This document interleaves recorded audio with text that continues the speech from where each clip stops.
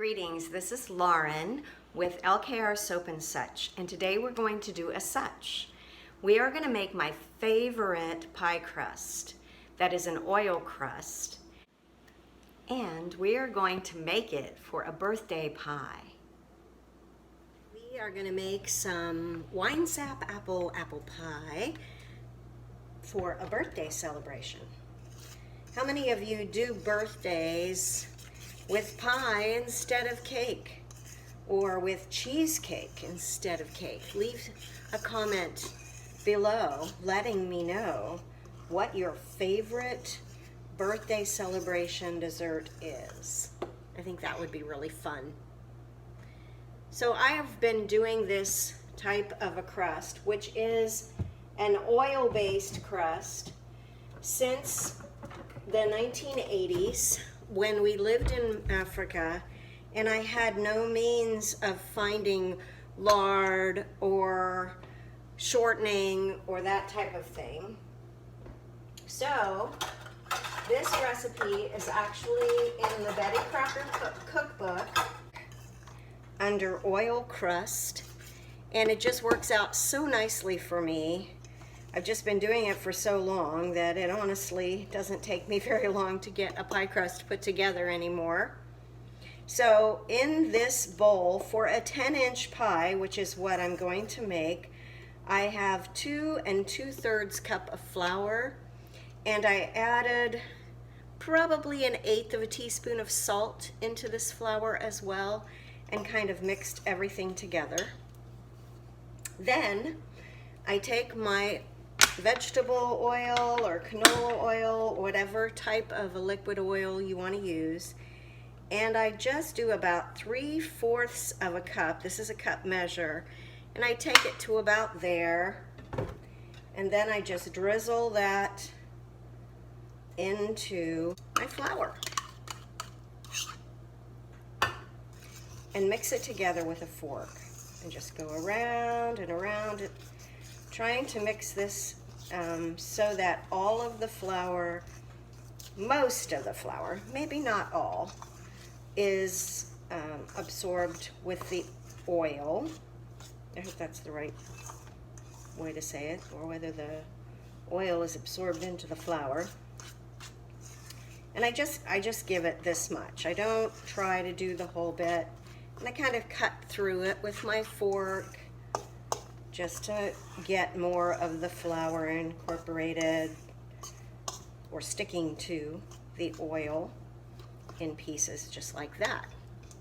And then the next part of that is putting water into this, and I usually use cold water and about 4 to 5 tablespoons of water in there. I just filled that 1/4 of a cup measure up, and then I just continue to mix it together and throw it all over the counter, apparently.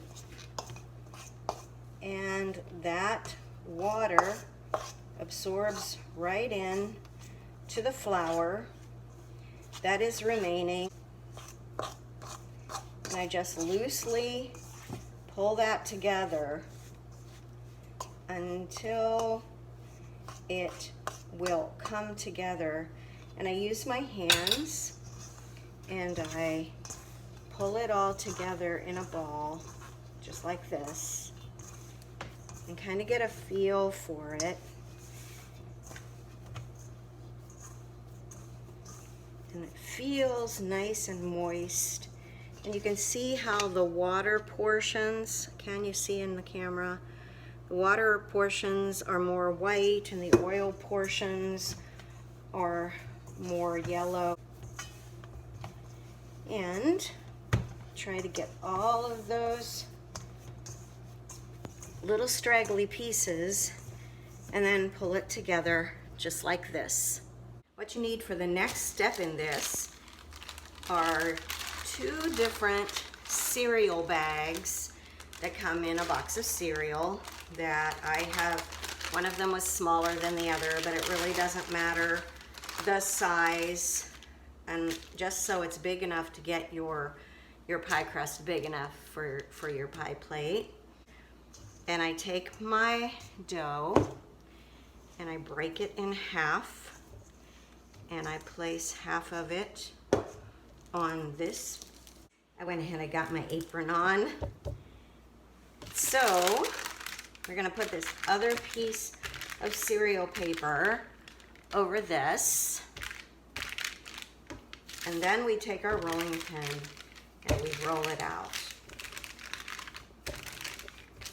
Usually what I do is get it to a certain level of roundness and rolledness. And I really don't worry about all of these cracks that are taking place. And then I start at one side and I roll to the edge. Keep rolling around.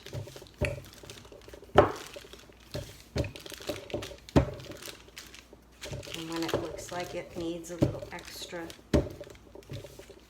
dough there, I just kind of move it around to where I want it to be. This is getting to the edge of this smaller piece. I'm not going to worry about that.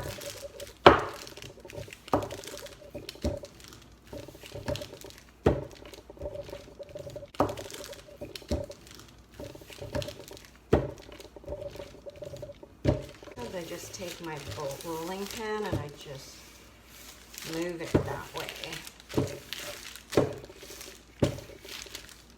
Then I take my trusty pie pan and I pull the top off slowly and carefully. You can see that some areas stick to the plastic, not a whole lot. And it has this mottled look where you see that. Then I just place it in my pan. Try to line it up. I don't always get that great of a line up. And then I slowly take this piece of cereal paper away and I just place this down in my pan like that. What I like about this crust, and my children will tell you, that it is very flaky. It comes out to be a very nice crust. We're going to work on the top crust. We'll just take these pieces that still have dough on them. I'm just going to scrape some of that away. Kind of set it over here. Scraping this one as well, where there are larger areas, because when you put your second crust on there, it may have opportunity to stick more because that dough is sitting there. So we're going to do the same thing.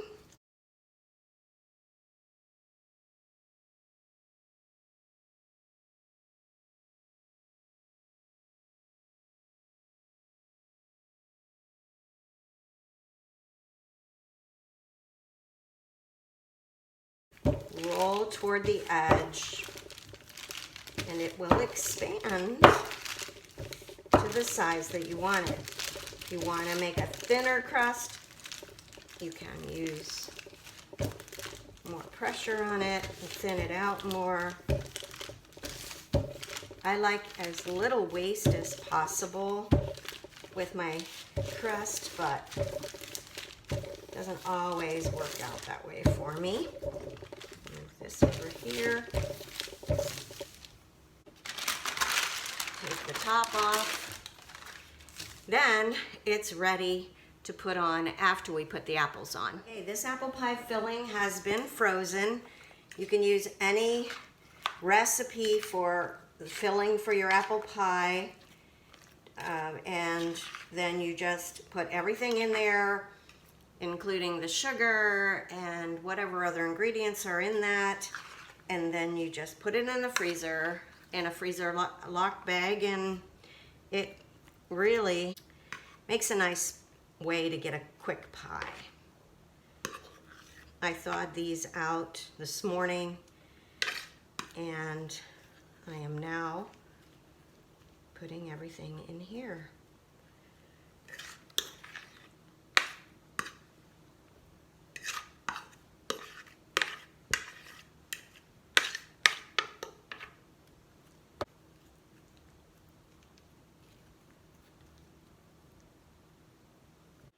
I want to add some pats of butter to the top of this.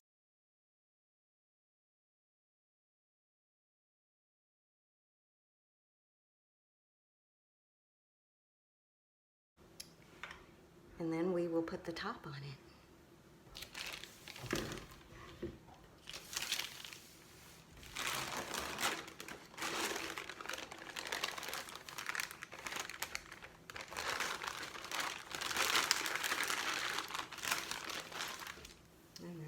That.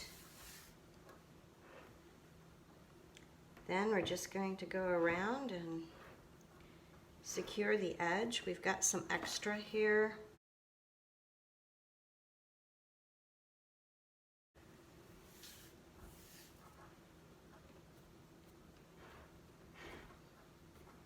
And then I'm just pinching the edges together. No water. I will probably have some overflow of this. It seemed to be very moist, had a lot of water in it. I like this pan because of the way I can do that. You see the moisture coming up around the edges where the cracks are. And then I just score it. Sometimes I get super fancy. Other times I just want to score it so that that inside juice will just bubble up around.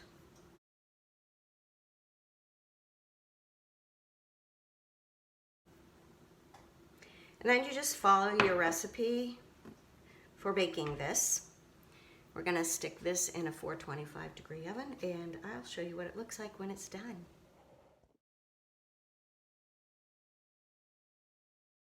It has been an hour at 425 degrees for this apple pie. And I'm going to pull it out. I put it on a base to catch the juices because I don't like a messy oven.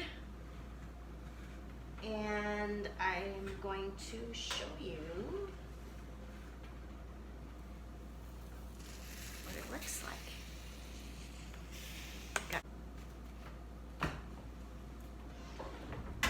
It's a nice warm oven on a cold day. Here it is. It did do some seeping around the edges. It's a golden brown. It did do some seeping out here, which caused it to get brown right there. But that is my pie crust. And when it cools, I'll show you a slice of it. Okay, it's time to cut some of this pie and see what the crust and the filling look like. I'm going to take this big of a piece right here. It is still warm, and as you can see, it's a bit crumbly. Grab a hold of this, pull it out, slide it off. Look at that. See how crumbly that is? How flaky that pie crust is? Doesn't look very pretty right now, right? Well, we're gonna make it even more special by adding a dollop of vanilla ice cream on top. And we're going to take some of this filling and pie.